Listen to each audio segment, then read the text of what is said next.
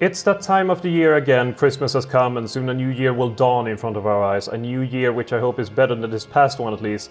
And what better way of celebrating Christmas but to go back in time and play some Europa Universalis. But first I'd like to wish you all God Jul, Merry Christmas and a Happy New Year. And when I say go back in time and play some Europa Universalis, I meant that both in going back in time, we're going back about 490 years here, to the 24th of December, which apparently was a Sunday, 1526.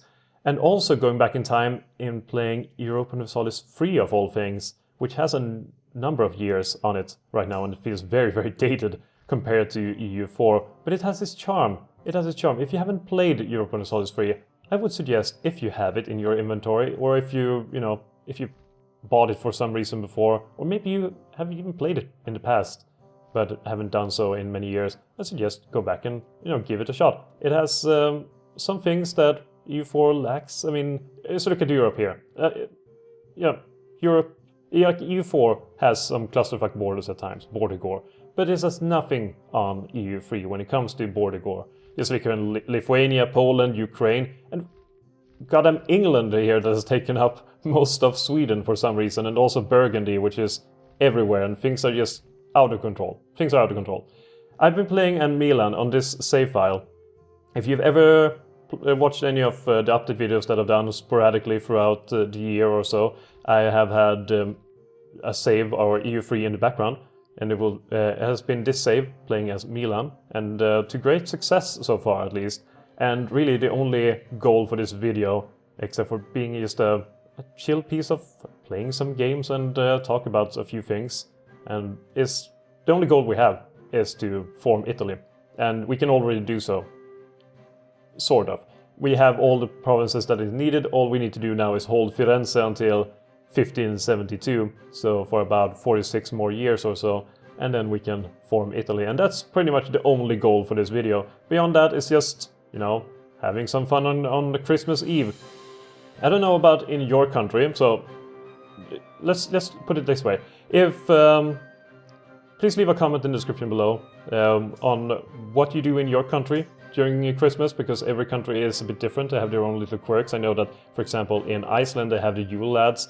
In Netherlands they have like 3 different traditions depending on, and you have Sinterklaas and stuff like that. Poland has 4 or something like that, different kinds of ways of doing it. Austria has like the Christkind and so forth. And in Sweden, where I come from, we have Jultomten, and we also celebrate Christmas on the 24th. I know that most of you in the world, or in Europe and America, celebrate on the 25th of December. But in Scandinavia and in a few other places, the 24th is the most important day, it's the day of celebrations, and this day of gift exchanging.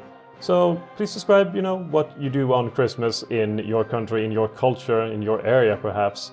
I will be very intrigued to read that and learn more about the world, really. So yeah, it's the 24th here, and it's, as I mentioned before, it's the most important day of Christmas, really. 25th over here is mostly for relaxing.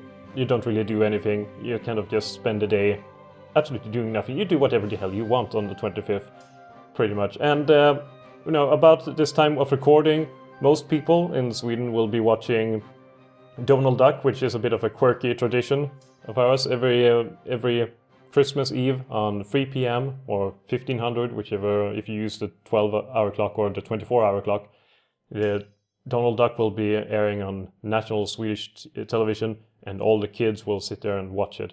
And, it's a thing you do. I'm not doing it this time, obviously, since I'm recording this thing, but I've seen it so many times I pretty much know the whole thing, inside and out. So I will be sticking with that this time, but that's just, a sort of a random, quirky thing that has ended up being one of the most beloved traditions, I guess, of Swedish Christmas. I don't know. We're not very religious people these days. We were in the past, but not so much anymore. Anyway, so back to EU3 and the game at hand. For example, one thing, trade in EU4 is it's dynamic in one way, but very static in another way. For example, here, it's detrimental for me to do this, but I've done it anyway.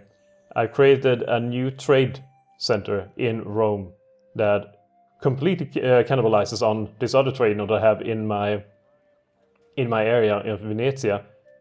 So it's very inefficient to do, but at least here I have monopoly, and over here I failed in Venezia for some reason. But my trade over here was like 850 before the split, so maybe we even gained some trade overall, what I know. But here in Liguria you can earn so much trade. For example, we have 6 merchants over here in Rome, and they're taking in 66 ducats every, or ducats, I don't know.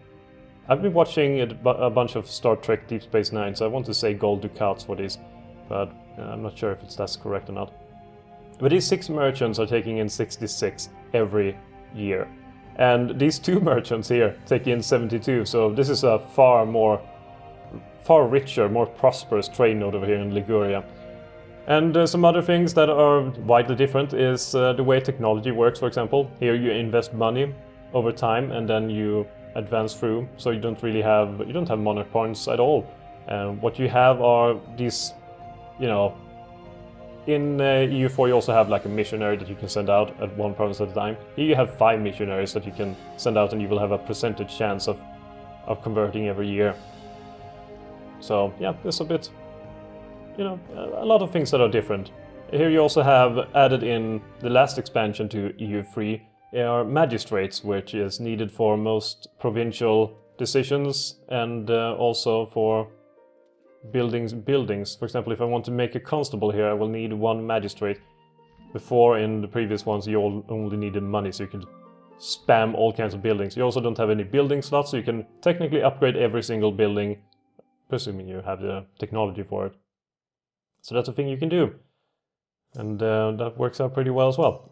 We have over here 2 armies.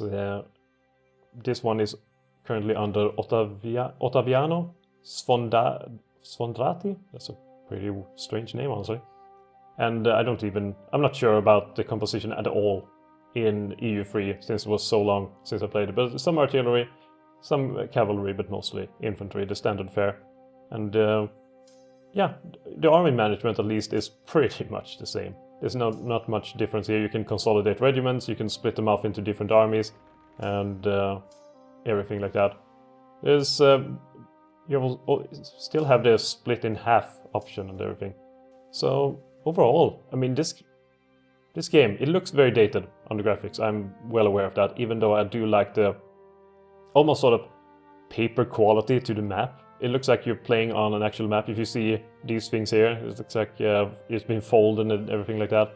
It has a nice graphic to it. It's not as nice as, for example, Victoria 2, which is kind of in the same style of graphics and overall mechanics.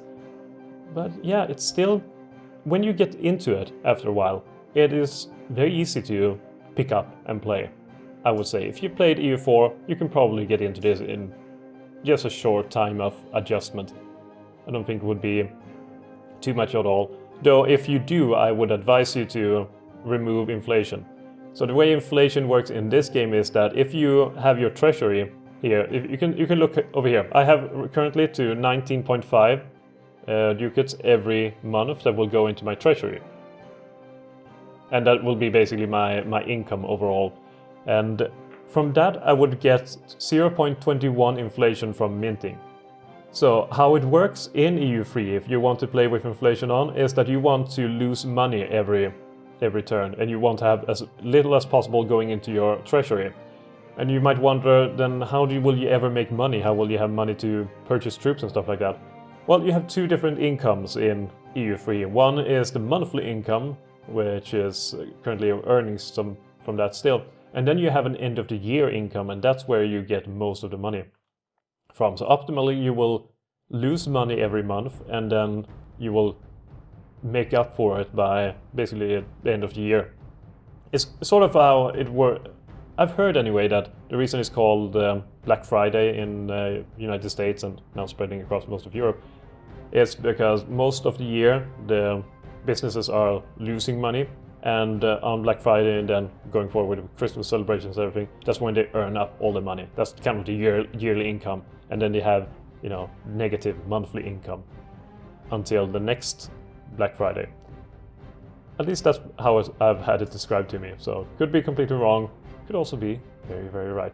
So let's now get time rolling. I've been spending this whole time just talking. I've spent most of this day so far trying to figure out with, a game that is Christmas themed. I think I even searched on Steam for Christmas or stuff like that to find a game that was suitable, kind of more to the theme of the holiday. It is surprisingly little that seemed interesting. So I figured, EU3, why the hell not? I was thinking of EU2 first, but unfortunately that's a hassle to record, and it's also even older and harder to deal with. So yeah, EU3 it became. I've also been looking at, for example, I found out about Slytherin as a publisher. I don't know if you've heard of them or if you played any of their games, but they have published, for example, Distant Worlds. They've published Gary Grigsby's War in the East, and also a lot of the Agiods, how you pronounce that developer? Games. They've made Alia Jagta Est and some stuff like that. Basically strategy games, mostly turn-based strategy games, even though Distant Worlds, for example, is not. And I've been meaning to play both Gary Grigsby's War in the East and Distant Worlds. It's just that they cost so much, and all of the Agiods games have unfortunately relatively poor reviews. So I'll see. Maybe I'll make a video of them if I ever get into them.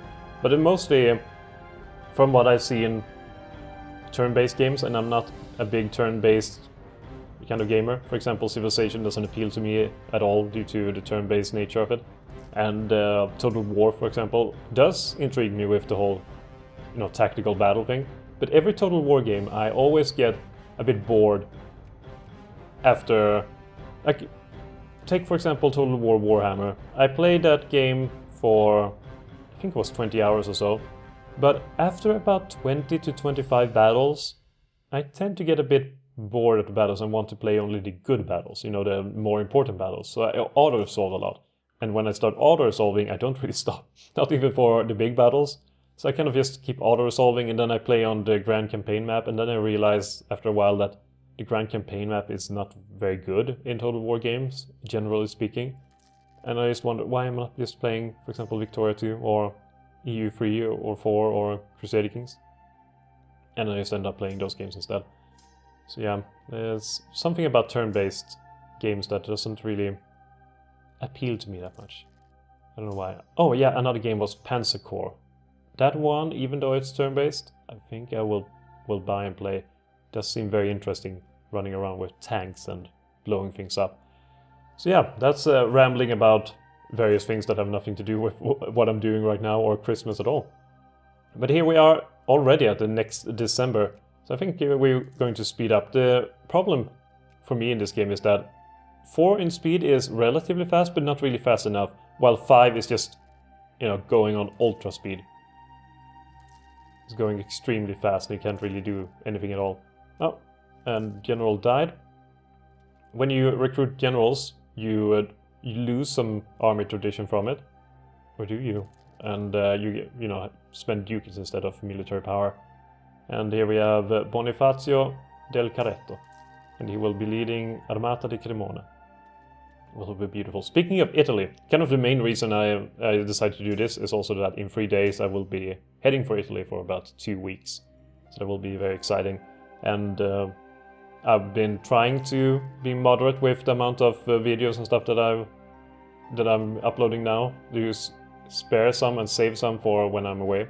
And hopefully I will have managed and we'll have some videos coming up now when approaching the new year and then the first week of the new year. Here we have a revolution in Firenze, and I'm not a big fan of that. So we'll head there and remove them. I'm pretty sure I thought I removed their core. Maybe I didn't. Oh, Tuscan nationalist this time. Is there even a Tuscan? Ah, Tuscany. So let's see. Can I promote cultural unity? Pisa is affected by national focus. Okay. But is Firenze? No, they're not either. So I've been thinking of... I have a national focus, and you have a national focus in this game, and it gives a number of bonuses to the province it is in and the ones adjacent to it. And minimal revolt risk and tax income plus and everything like that. So it's a very good thing to have. And since it also affects the surrounding provinces, it's good to have it in a central location. Currently it is in Rome, but I've been thinking of putting it in Firenze, which would make more sense since there's 4 provinces currently that it is affecting.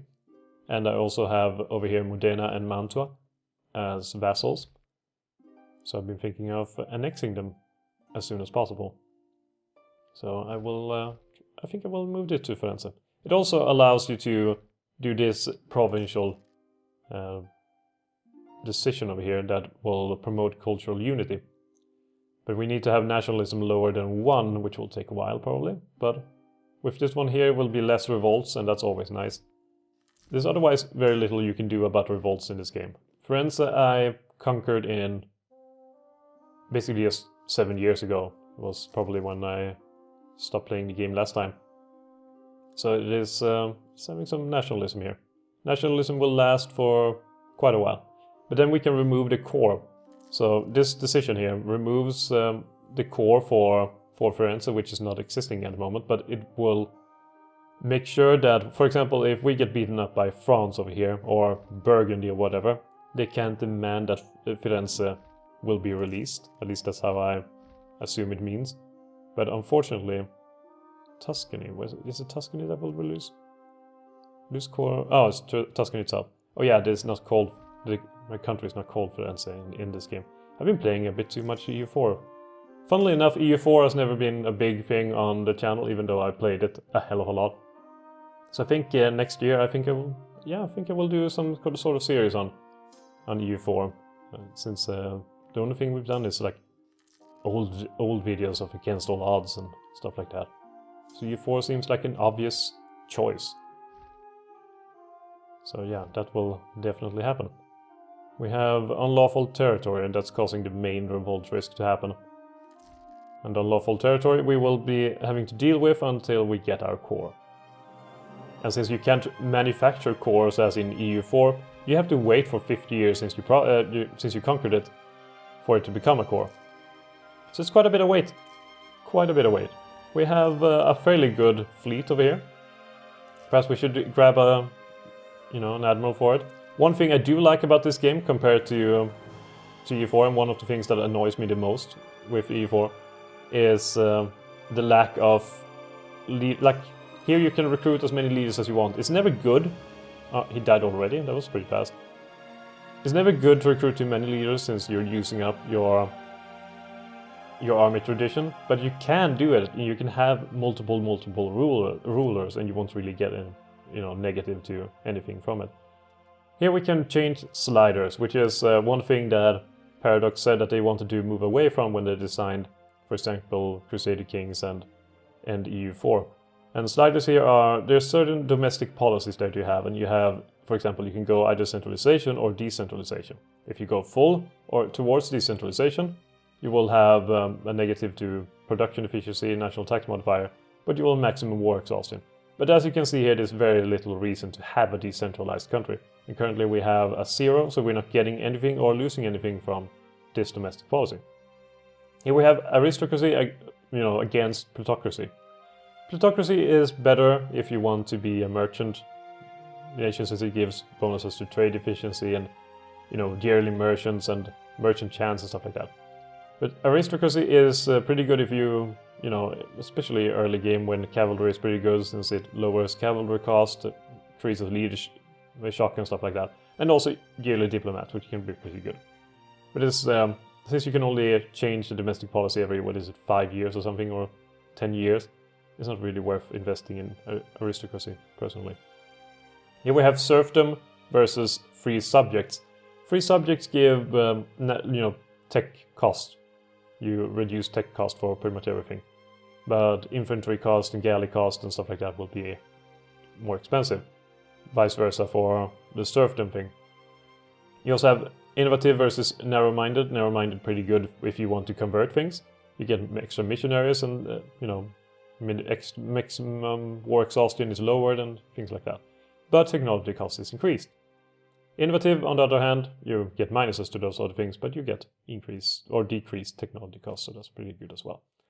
Mercantilism versus free trade. Free trade is, free trade is pretty good, but you don't cost more to.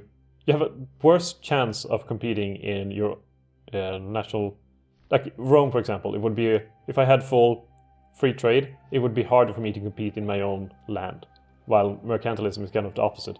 You will have a really good chance of competing in, centers of trade that are owned by you, but you will have worse chance of competing elsewhere. So basically, how should I call it? Like protected trade, I suppose, or protected domestic trade.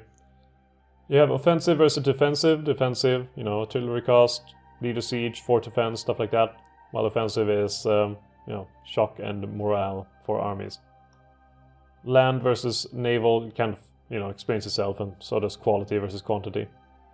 So for this one, since we have +1 towards narrow-minded, which increases our tech cost, even though it does give some nice things, I think we'll go for innovative. And now we got new thinkers arise. And every time you move here, you have 3 different events that can pop up. For example, here you can have a large revolt and local pretender rises and country destabilization. So while centralization is always good, it can never be any good, event that pops up as a result of moving towards that direction. Here, however, no, this is actually pretty bad. More nobility in the army is the only good one here, but it's a 1/3 chance of getting it. Narrow-minded, you will have a holy man has arrived, so at most you have like a 1/3 chance of having anything good. And we got a good one here. We got a good one. Instead we could have taken we look weak or dangerous ideas are spreading, but we got new thinkers arise. So we got a free advisor here that we could put in. Advisors also work pretty differently because there's more levels to them and they don't cost absorbently more for the extra, for extra skill, and they're also, for example, in EU4, level 1, level 2, level 3 advisor will all give the same main bonus. But here, for example, a level 2, what is this guy? Who is this guy? Can I see what kind of advisor he is? But like discipline advisor. He gives +2% discipline if he's level 1, and at level 2 he gives 4% and so forth. So you can get much better advisors. Some advisors are much better than others, and they don't cost too much, so there's no point in having a bad one. You can also get cultural tradition here and recruit great men or advisors. You can kind of call upon them if you need one. My favorite is probably this diplomat here that decreases infamy, which is a thing that is in this game. And some of these, when it comes to military, they use both cultural tradition or army tradition, and some use naval tradition, stuff like that. So we can also commission some things, use our magistrates to get more cultural tradition, which can be pretty good. Do we have any that reduces? No, we don't. I mean, this one is too good to remove, and this discipline +4%. Yeah, but it's not that great. We could use this infamy guy, and now we have -0.15 infamy every year. And that could be pretty useful. Or maybe it's monthly. Doesn't matter. We lose some discipline, but it will be worth it in the end. And here we have our heir, which is a Galazzo Maria Visconti, who is 24 years old, has an average claim, but has a decent skill. So skills reach all the way up to 9, I believe, in this game. For example, there's a Regency Council. Let's see if we find a new good one. Here's an 8. The devastated Ottomans have a 969, so it's a really good one, even though this country is turned into shit. And Hungary is extending out here. And you either love these borders, or this kind of mayhem, or you don't. There's no middle ground here. There's no middle ground, because this game will have Snake Bohemia and Snake Hungary and shit like that happen. And it will get quite extreme in the crazy bullshit that can occur in this game. I personally is in the camp that I like it, and one of the things that I disliked with EU4 when it was released was the limitations to those things. The only problem I have here is that it's a bit harder to make a claim. Though you don't need claims as much. We have here a liberation casus belli against them, so we can declare war on them, and there will be Hungary, Poland, and Switzerland that will come to their aid. Hungary, Poland, and Switzerland. Poland is pretty small, Switzerland is nothing, and Hungary is quite big. So perhaps avoiding Hungary would be a good idea. Though Hungary is fighting their own war against the Golden Horde. So, yeah, I don't think we need to have much war yet. We can focus on Modena, for example. Having good relations with them would be pretty good. And same thing with Mantua. They're not very likely to like us. Okay, we will have to give gifts to them. This is the only way to really increase opinions. So you don't have a guy who you just send here to do it over time. So you have to spend money on people to increase their opinion. Good, and now we have 145. Now 166, and... Oh, come on, generals, stop dying. You just were recruited, for heaven's sake. What's wrong with you? Now we pretty much have shit leaders, which is unfortunate. But Mantua, do you like us now? Will you allow us royal marriage? Wonderful. Can we demand annexation now? We can. Unlikely, though. It's very unlikely. So it's not even like a time you spend on it. It just kind of happens, if it does. So you have to roll the dice. And if it fails, you will have a massive, reduction in relations with this one and related ones, which wouldn't be very good. For some reason, we will change relations with Kurland. So, yeah, not sure.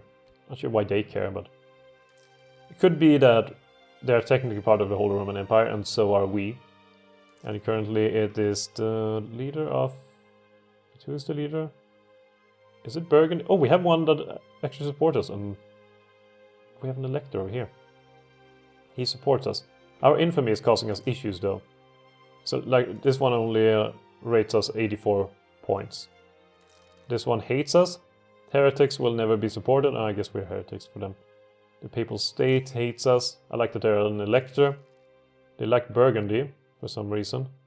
Those assholes. I don't understand that. Let's rearrange some budgets.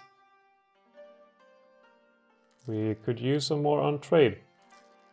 And also on land, which we will unlock very soon. Land technology. Should be there. And now we have upgraded units that we can switch to. Tercio or Mauritania. Or free shooter infantry. I think, personally, I will go for Mauritian. Mauritian infantry. I think that can work out pretty well. And now we got an upgraded unit slot.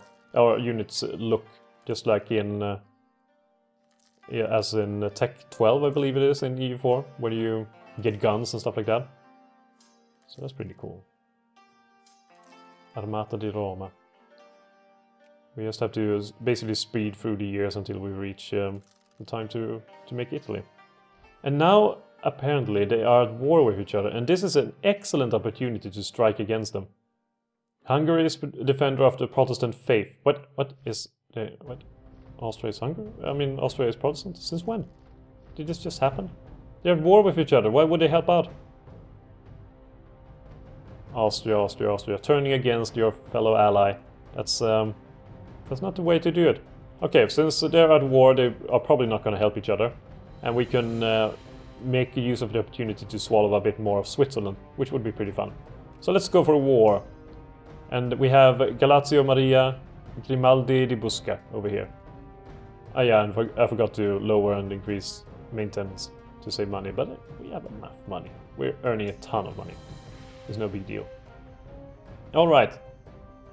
We are now at war with Ukraine and Switzerland, I guess. Yeah. And send more men to help out. Maybe we can call in Mantua and Modena to this war. Hello and welcome. Come and join us if you will. Okay, gotta turn around now to Apulia. Murder them over there. Low maintenance. Ah, ships. Increase that. Thank you very much. So we can put a dent on Austria once more. Tyrol already exists due to a similar attack before. And that was a pretty nice attack. Okay, and some good battles. That is good. Good battles are good. We need to get some more, you know, military experience. What's it called again? Army tradition. Oh, being here, which maybe having an army tradition. A yearly army tradition. Sergeant Major. Maybe I should see if I can get a good one. That was a pretty shit one, so I won't actually use him.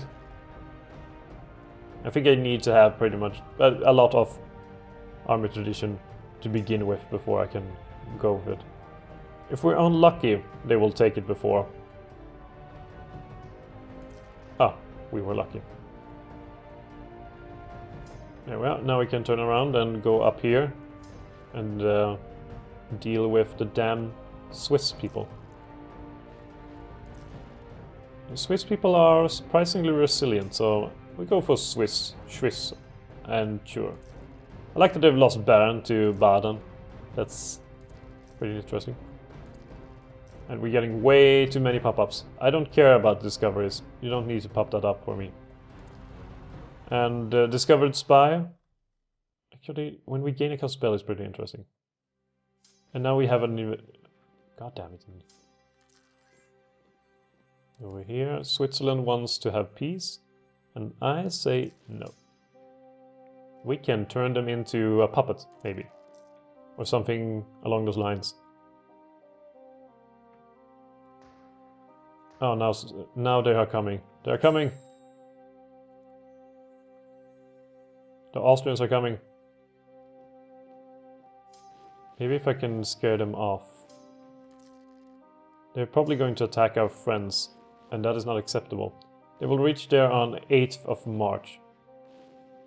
Let's wait. If they're just gonna stand there, let's wait. Spread of Reformation. That's not very good. That's not very good. When this army has recovered, we can attack with it. Or rather, when we've taken... Fucking hell. Ancona, stop with the revolts. Okay, let's do it like this then.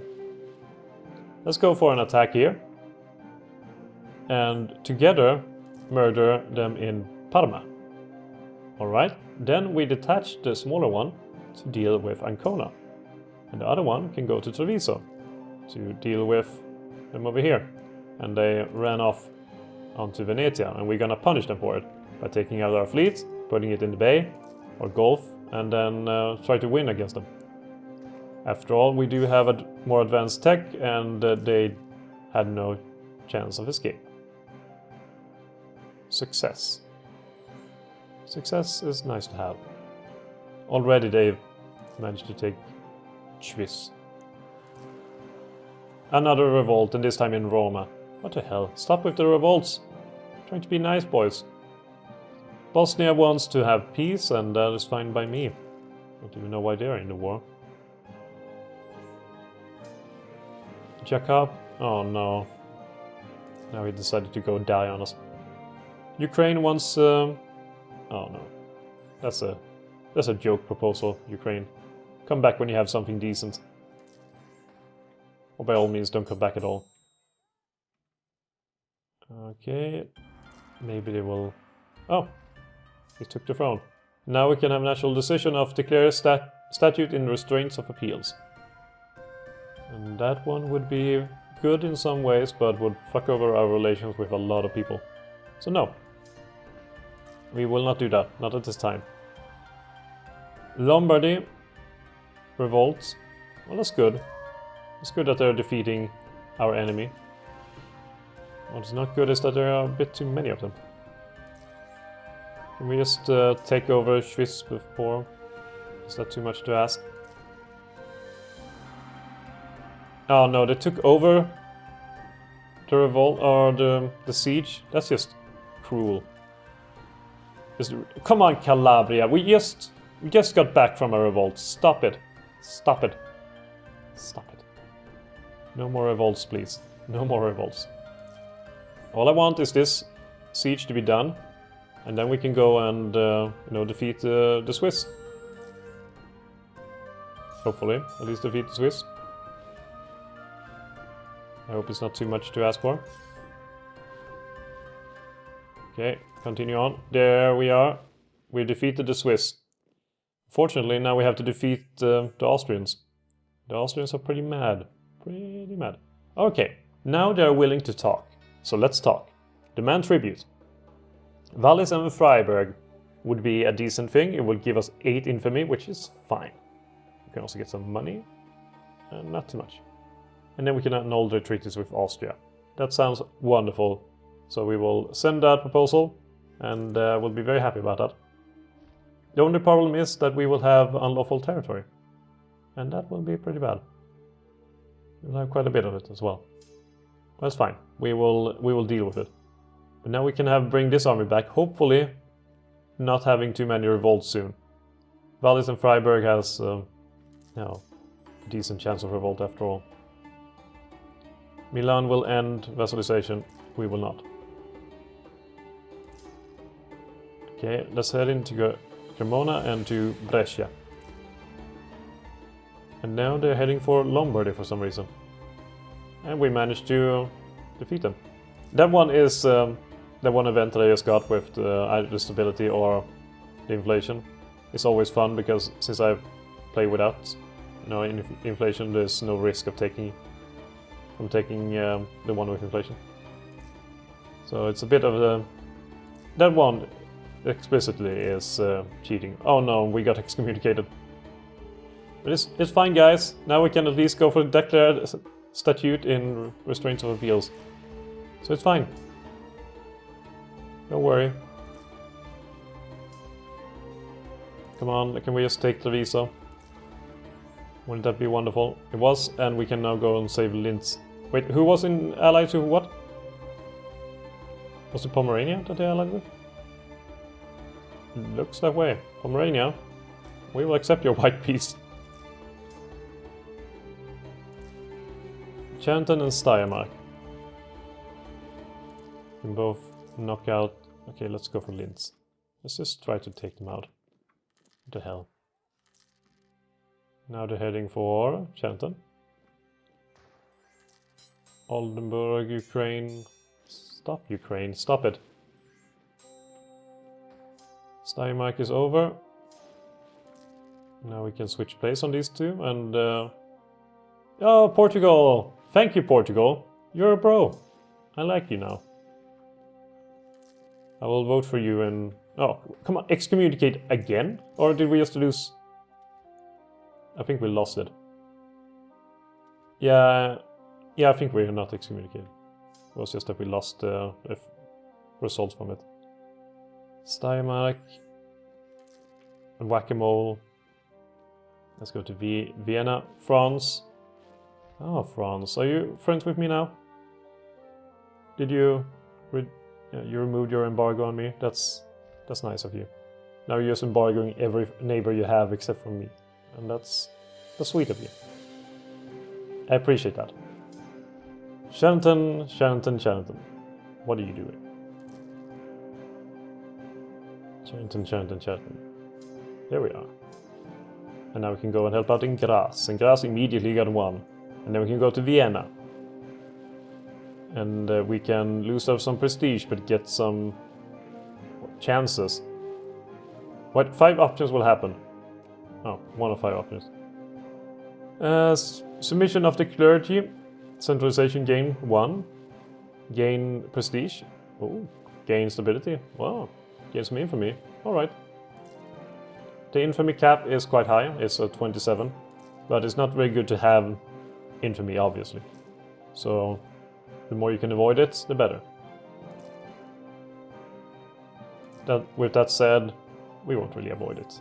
I mean, what's fun in this game if not to have a bunch of infamy and taking over the world? Or parts of the world. At least now we have, Freiburg and Wallis, which is kind of Italian. At least these days there are, in our timeline. Come on, Vienna, you know you want to fall. Burgundy. You can never trust Burgundy. Never trust the Emperor. Oh, Bohemia's Emperor. Okay. Oh. I like Linz. and Lienz. Not confusing in the slightest. No, no, no, no, no. That's just how it's supposed to be. Alright, we can, you know, demand some things from them. We can release nations, Styria, and that will take away a bunch of their land. That's for sure. We can also do force religion. That would be pretty fun. And we can do, you know, we can have them revoke cores on Tyrol and these places. That's also pretty fun. And they can also, you know, yeah, that's pretty much all they can do. And give us money. All your money. They wouldn't accept this offer. Okay, but how about this then? So we've broken Austria completely. Welcome back, Styria, which we have an alliance with now. It's nice to have you around. We also have Aquileia over here, which I still don't know how to pronounce. But I'm sure that worked out. We have an alliance with them. They are our vassal and everything. It's beautiful. Forgot to invite them into the war. Oh, we have another change slider. We even, like, we can only have 0, but now apparently we are -1 due to that event. So that's pretty nice. Let's go for more innovative. Ah, now we lost prestige. The negative thing that could happen. I'm not sure if like, I would want to remove, so I don't have to get to pop up for, oh, you can take one war on this nation that you can't even reach. Oh, we got even more into innovative now. And now we can build regimental camps, which is a nice thing. So here you can use the ledger. The ledger in this game is fairly useful for recruiting men or building buildings. So we can build a barracks in these places that give us the most. Napoli, Venice, and now we run out of magistrates. Probably the most frustrating aspect of this game, honestly. Damn magistrates. Beyond just playing in Europe, this expansion, Divine Wind was the last one, was pretty good for example, Japan and China, if you want to play there. I haven't really played much there. I've tried to play a bit as Japan, but you have to play as one of the daimyos and, you know. Oh, it excommunicated again. Come on. Come on, Portugal. Help us. Come on, help us. Convince them that they're wrong. We'll royal marry you. We'll send you gifts. Gifts aplenty. Please save us. Here you go. See all the gifts that you're getting. Aren't you happy now? No? Okay. How about some more? There we go. And now we can marry each other. Now you have to help us. Come on, lift our thing. Oh, Trier is the current controller. Okay, Trier. How about... You hate me. Okay.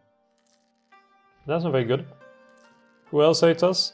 If at this point we could just as well, switch religion, convert to Reformed or Protestantism. Though that would take a long time to fix. You don't get the bonuses as much over here. And we have very bad tolerance of everyone. So getting excommunicated, pretty bad for business, honestly. Pretty bad. But at least Firenze is on its way to become core. We're only like 27 years away from it. So we're closing in on it. At this point, time can just fly by. We can even put these armies on hunt rebels for whenever the rebels pop up. It's not a big deal.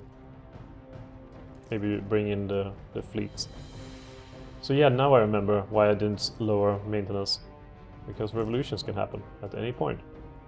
Since we're earning a bit... Actually, we're not earning more. Now we're earning... Well, we're earning annually net gain. That is true. So I think that maybe we should build armies. And building armies in this game is probably the more frustrating part of it. Since adding the quick build thing was probably the best addition they've ever done in EU4. EU4, yes. And instead we will, just kind of... Right, come on. Why did they move around? Oh yeah, that's not a core. So that is a bunch of units, I guess. And then we will make some more. Latin Knights. Few of them. will be nice. And then some culverines will be also nice. Here we go. Now make me some units. Stability here. Oh! Oh no. Oh no. Oh no. Oh no. Uh-oh. Oh, oh, oh no. Okay. Well, I guess we'll just have to join forces with myself and defeat them. So who's on each side? Burgundy, Colin, Norway and Morea. Morea is basically Peloponnese on their side, and we have Portugal, Sweden, and you know, people. Styria. A lot of nice folk decided to join our side. And Aragon. Okay, so that's their ace in the hole, except for Aragon being very, very small. So yeah, I expect myself to win this war, honestly. Just gotta remove, because they're buggy when you have hunt rebels on. Can I... there we go. Just head on and kill them. They have low technology and they will pay for their insolence. Yes, good sir. There, just head up and join the army. Oh, apparently they have a fairly big army. Who knew? Who could have figured? And apparently it's going pretty bad. Who could have figured? Most people probably, by using their brains, which I apparently lack. Yeah. Not a good result, to be sure. Maybe it will be better now in Vallis. Nope. Why is it going so bad? I suppose the terrain is pretty shit. So that's not good. But we'll keep continuing on and hope that in Lombardia we will have better luck. At least we're keeping them on the run. And this time we are on the defensive, so that's good. This time they will be the one with the losses, maybe. Where are they heading? Cremona? Cremona. They're heading for Cremona. And now we have to head back and kill them in Freiburg again. So that's unfortunate. But, you know, we can... this war will be won by us. There's no way around it. You know, I'm tempted to kind of remove Aragon from the war just by saying, hey, you know, we'll pay you even though you don't deserve it. Just head up and murder them. Keep them on the run. Wait, where did he go? Way over there? Did their army just kind of vanish? Into thin air? Barrois? And murdering them. Alright. So pretty much the war is won. Who could have figured? How wonderful. How wonderful it is. Like, how dare they make such outrageous demands? You know, you will remove your vassalization of this country. Why? Because we say so? But, I mean, you have no army. Yeah, but you could still, you know, accept it, right? Not gonna happen. Never gonna happen. And speaking of never, we'll go to never, or neveras. This is what I mean. Inflation doesn't matter to me if you remove it, so that's a no-brainer. Apparently they have a pretty big army up there, so seems that going there to protect my army, seemingly the most logical idea. So let's be the aggressor this time. We have pretty good morale of our armies, so it should go our way. And then we can, you know, press the charge, as it is. Flandern, and then the other one was going to Calais. Okay, let's go to Flandern. Divide and conquer. That's our strategy. Hopefully with decent results. Anyway. We're going to Calais, and now we remove that army, and now we can go to Valence-Lotholin and murder them there. Apparently we lost. That's horrible. And further horrible. Just horrible things coming my way. yeah, horrible things happening to these armies. So we'll go back and recharge them. We have quite a lot of manpower to draw from, so it's not too big a problem. The only thing annoying is those constant pop-ups that keep happening. Alright, do we have any decent leaders, advisors? Can we recruit any decent advisor? Hey, let's get someone with army tradition. That seems reasonable. There he is. Oh yeah, and when you get advisors, you will have them for a year that you have exclusive rights on, and then after that they will go to another country and they will pay you. Like, you will get money for not utilizing an advisor, for example. So that's a pretty nice thing to happen.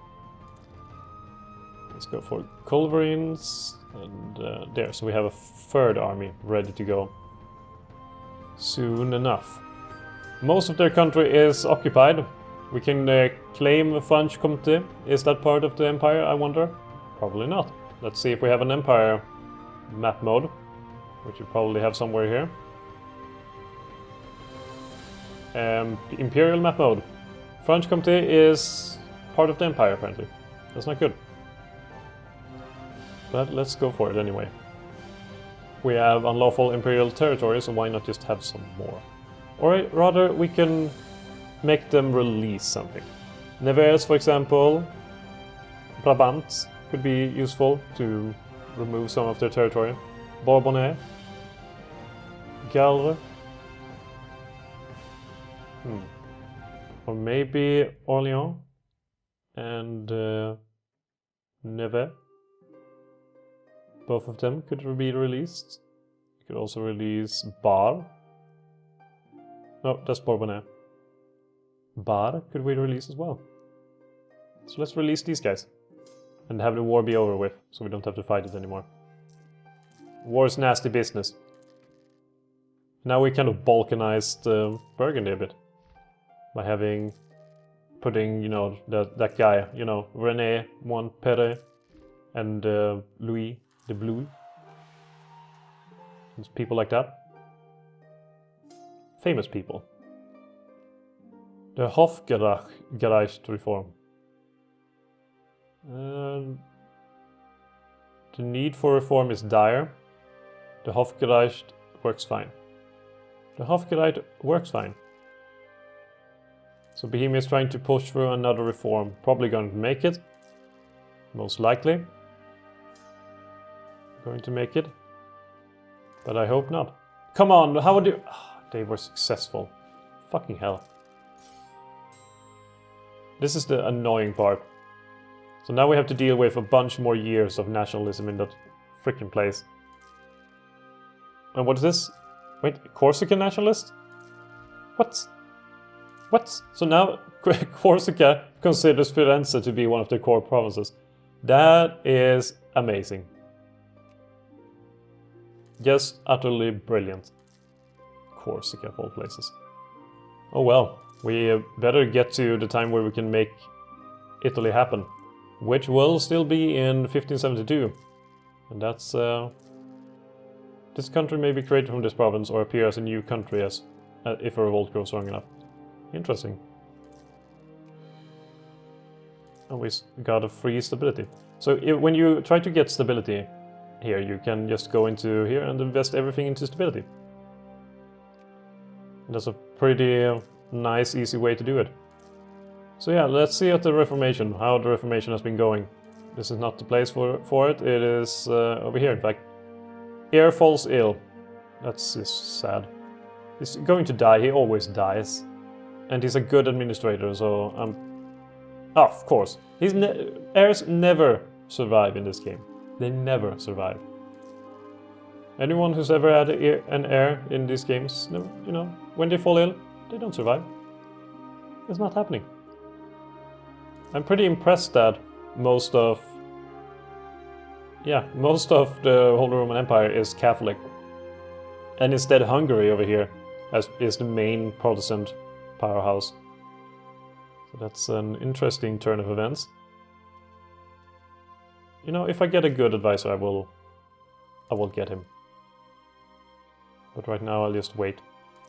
Maybe build some more buildings. Verona, for example, is a nice place. Rome is a nice place. Lombardy is a nice place. Or Milan. Milan is a nice place. The nice little capital up here. Need a new general as well. For some reason we have negative... Oh yeah, we get a lot of negative from unlawful imperial territory. As tends to happen, but... You know, can't do much about it. We got a brilliant leader over here. Or brilliant or brilliant. He's pretty good at least. Fabrizio Alessandria. A bunch of negative events all the time. It's really annoying when that happens. So let's go for some more technology cost. And now we lost some more stability, of course. Yeah, we are having our bad luck occurring. Perhaps we should invest some more money into the treasury so we are going a bit more positive. I mean, we still have a bunch of money, so it's not really necessary. But it's nice to not lose as much money every month. Now we use some, like 1 per day. And we got a new idea. And ideas are also, of course, different from how they work in EU4. Here you just pick an idea from the list here and you get all the benefits automatically. So no, getting ideas over time. Well, you kind of do get it anyway over time, but you know what I mean, hopefully. So what to do now? Well, we have already military drill, +1 morale of armies, national conscript, manpower modifier, and we have our yearly army tradition over here, and Bill of Rights, which lowers revolt risk. So what to get now? We could get humanist tolerance, +2 tolerance of heathens. That could be pretty good. We could also go for Unam Sanctam. We no longer require casus belli to declare war upon heretics. Or we could go for, wait for it, let's find out. Pick pretty much everything we need here. Engineer Corps could be pretty good. And that's pretty much all that we need. We could go for Quest for a New World, but don't really need it. So we have no reason to go over there. We have... no. Come on, so many negative. Rhinelander revolt. That's rebel negotiations. Don't want to deal with more revolts. Not that I can't handle them, it's just that they're more frustrating than anything else. Okay, we got a decent, at least, high judge. Which lowers revolt risk at least a little bit. So I could do something that lowers revolt risk. We already have Bill of Rights that does just that. Maybe if we got something that increases tolerance for, like ecumenism, tolerance of heretics. That's not really tolerance for heretics that is our problem. Our tolerance is, well, like, we barely tolerate our own people. That is the main issue. Would be good to tolerate our own people. Could also be good for heretics. So yeah. I mean, we have all kinds of acts here that we can push through. There we go. Let's go for that one. And we can go past Act of Uniformity. That's good too. Yeah, we have passed the ones interesting.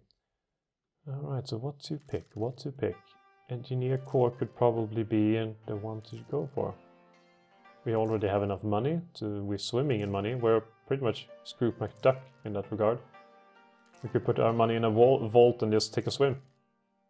We could, but we're not. I guess that's why we get all these negative events. Compete chance would be pretty good. Engineer Corps. You know what? Engineer Corps it will be. Let's go for it.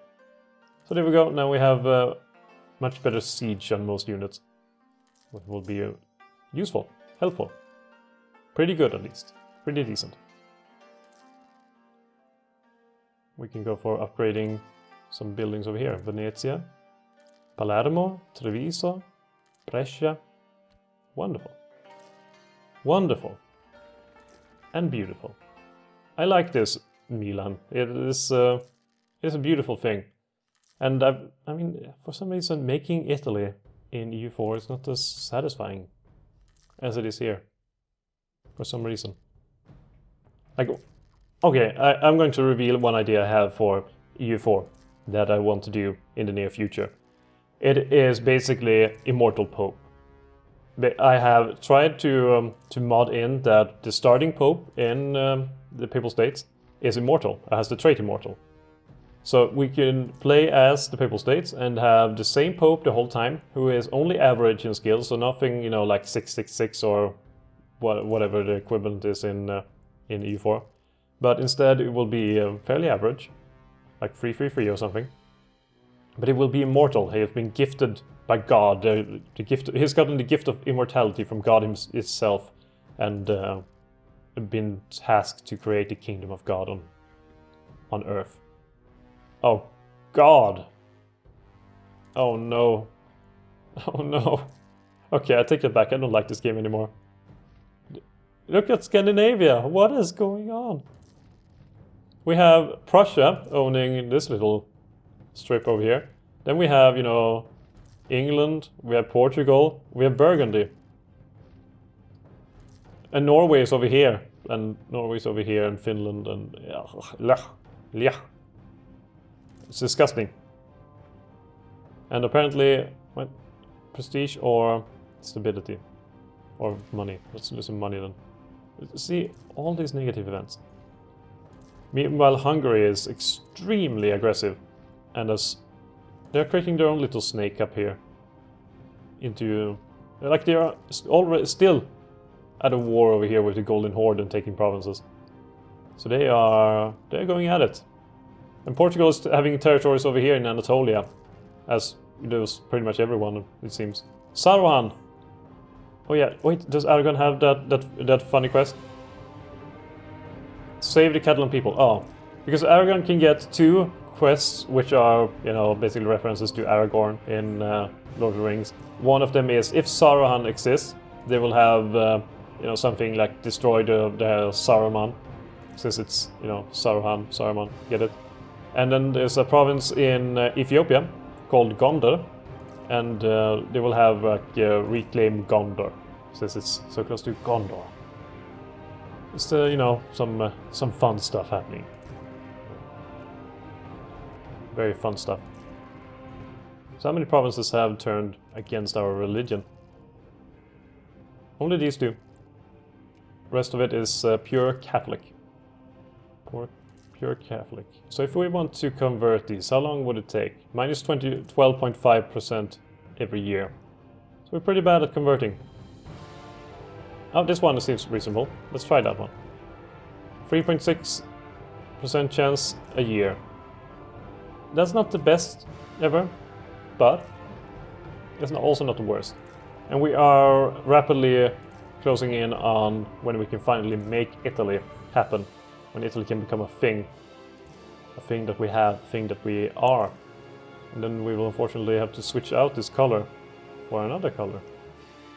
That's just, you know, the nature of becoming other countries. Form Italian nation, gain core on Liguria and stuff like that. Oh no. They want to retake which territory? Freiburg? It's a bit too late for that, Bohemia. Give up. You're never gonna get it. It would suck if they declare war now and bring in Prussia, Cologne and everything. That might happen. Hopefully not. Oh, I almost thought that a war happened. Ah, God. And this is actually a good thing. Okay. I was starting to think that it was more negative events. Kind of been swamped by those. Okay, we will go for innovative. And we got new thinkers. Government tech investment. We don't need it. Not at the moment, anyway. But soon enough. 60,000 men strong is the Milanese army. And that's nothing to sneeze at. Nothing to sneeze at all. And even upgrade our regimental camps. Oh, hold on, let's see here. In Firenze, can we make the There's some special buildings you can make. Unique buildings. Embassy, for example. We already have it. The embassy, if you have it in a province, a border province, which you have not a core on, you can make that one, you will get an extra diplomat a year and also reduced infamy. And that is a wonderful thing to have. And in a border province you can also get the march, which increases manpower and local defensiveness, so it's a very good thing to have. It's pretty expensive, but it's worth the price. Orleans wants to have help against France. Wait, against who? Mines. Wait, mines? Mines? Why are you attacking mines? How the hell do you get in conflict with mines? Where the hell is mines anyway? It's over here. War with Bohemia, Orleans, Trier, and Thuringia. Wait, are you allied with Orleans? I don't understand. Sure, let's go for it. We will join the war. Hopefully it won't be too much of an effort. Or is the war over already? Wait, are we not at war with them? I think we accepted, but apparently not. Oh well, we can build a college now anyway. A college is... where is it? Wait, where? There's the college. College gives some spies. Of course. When you think of college and education, you think of spies. Spies is what you get when you go to college. Basically, if you go to a community college, you will become a member of the CIA. No, not the CSI, but the CIA. Even though that would be pretty cool. Maybe you would get access to hidden secret information. Most likely wouldn't. And I notice, my eye has noticed an invasion over here, or a rebellion in Aquileia, and we're gonna save our friends from having to deal with it. Here we are. You're welcome. Portugal wants military access. Another thing that I really like about this game is you don't have a diplomatic relation, like a maximum amount of relations that you can have. I guess you can be friends technically with everyone if you would like. If they would like to be friends with you, that is. Chances are they probably don't want to be friends with you. But at least you tried at that point. But I mean, you can...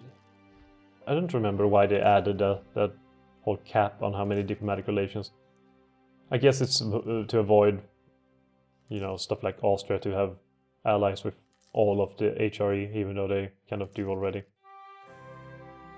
So yeah, I'm not sure at all why that is happening. But, as I mentioned, probably a reason for it. We have one unlawful territory left. It's over here in... Where is it? I guess it's Wallis. Wait, Freiburg? Didn't I say no? Oh, maybe I did say yes. Oh well. Burgundy declared war. Fucking hell. Where did they declare war on now? For what reason? Second Burgundy... Oh, excommunication war. Alright, we will smash you a second time. What? I guess we got smashed a second time? Is France in this war? Oh no. Oh no. And here I was looking forward to making Italy, and now apparently I have to fight the war of my life. Oh well. Maybe it will make it more worthwhile whenever this war is over.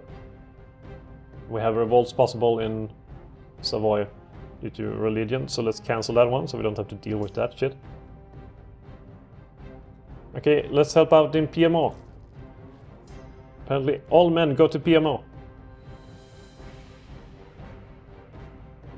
Apparently they did not like that idea. Okay, let's go to Cuneo. Big battle, apparently going terrible for some reason. Don't know why. Now it's going a bit better. It's going much better now. Alright, that is a wonderful conclusion to it. So let's continue and we'll defeat them, I guess. Got better cavalry to boot. Oh no. We'll have to fight additional men.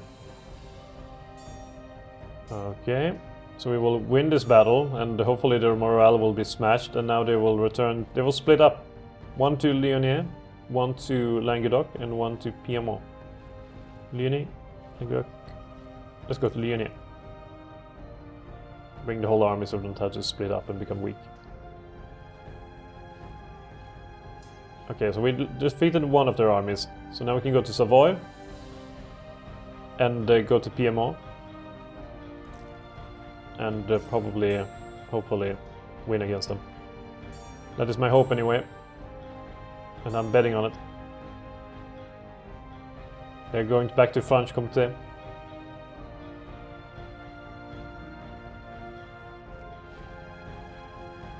Finally, we have a defensive battle, and we defeated their army soundly. So let's head back through Savoy to Piedmont and defeat their other army. They have a lot of big armies, so it's best to stick together, or that my forces stick together, so we don't have to endure more losses than we need to. Local numerical superiority and all that kind of crap. At least that's my favorite strategy to use in these games. To locally have more men than enemy, to make it easier for victory and annihilate them one by one, while trying to maintain my own strength. Nice. Let's go to Nice and defeat them all. That would be nice. Probably going to end up in Provence. No, they can't. They will probably go to Cuneo. We'll see. No, Provence is actually was. And I can't go to Provence. That's shitty. Okay, now we have to go save Lombardy. Apparently these enemies have millions of men that are inexhaustible. Okay, Lombardy will be a hard battle. It will lose a lot of men, but it will be a victory nonetheless. So now we can go to Savoy and hopefully knock them out. Wait, that's a bit too strong for us. Oh god. These enemies were relentless and they have a lot of men. I mean, this Burgundy and France for some reason being friends. Since when does that ever happen? Alright, then let's wait out a month. There we are, and now maybe we can go for that. No, actually go to Dauphine. It's not worth it to put everything into one single battle. How's it going with war exhaustion? It's climbing, but it could be worse. Can I see theirs? I can. Burgundy has pretty bad war exhaustion at this point. And they lost another big army. So now we can go to Savoy and hopefully win. Aragon wants white peace. That is good by me. Or fine by me. We will lose a lot of men here, but hopefully we can break the morale pretty quickly. At least just win this war. We could, and we did.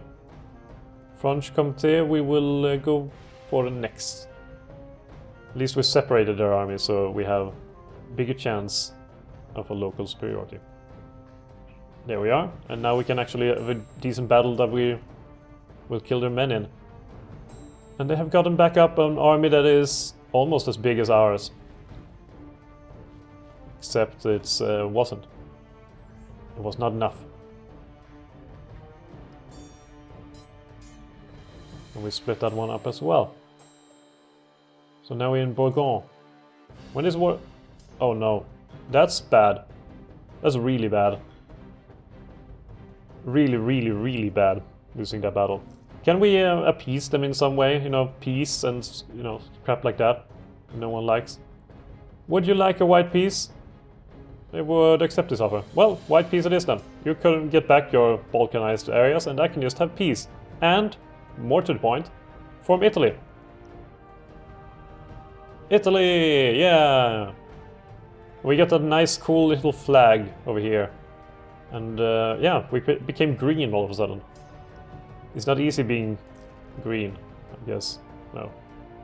Acceptor culture lost, imperial integrity lost, because now we are no longer part of the empire, I presume. Let's take a look on the imperial map mode. Well, these areas are, but I think our capital is now in Rome. Yes, it is. Our capital is now in Rome, and Rome is outside the empire, so we are outside of the empire as a result. So yeah, that is pretty beautiful. And I think that's the conclusion for this very, very long episode. As I mentioned, it's a Christmas special of sorts. Playing, just chill playing some EU3 for about an hour or so, maybe a bit more than that even. If you would like me to continue playing this, maybe make a series out of this, then just let me know, and I might just do that. Who knows what will happen? The future is uncertain, and the new year will bring countless surprises to us. As I mentioned in the beginning of the episode, please, if you would like to, and if you would be so kind, write down your Christmas holiday or Christmas traditions. Maybe just your family, maybe local, maybe something you do in the entire country. Whatever you would feel like, and I will appreciate reading it. Will appreciate reading it quite a lot. So yeah, thank you for watching, and if you watched this far, you have done something quite extraordinary. Been, for 80 minutes watching EU3, an old game being played. And you can pick up like EU3 for nothing right now in the Steam Winter Sale, so you can do that, and I will have a link in the description below and everything like that. And I think it's worth a shot, at least for a little bit. It has some interesting things and interesting gameplay that doesn't really show up too much these days. So yeah, there's been EU3, playing as Milan becoming Italy, and winning some wars and white piecing some others. Once again, I wish you a Merry Christmas and a Happy New Year, and I'll see you around. Thank you for watching.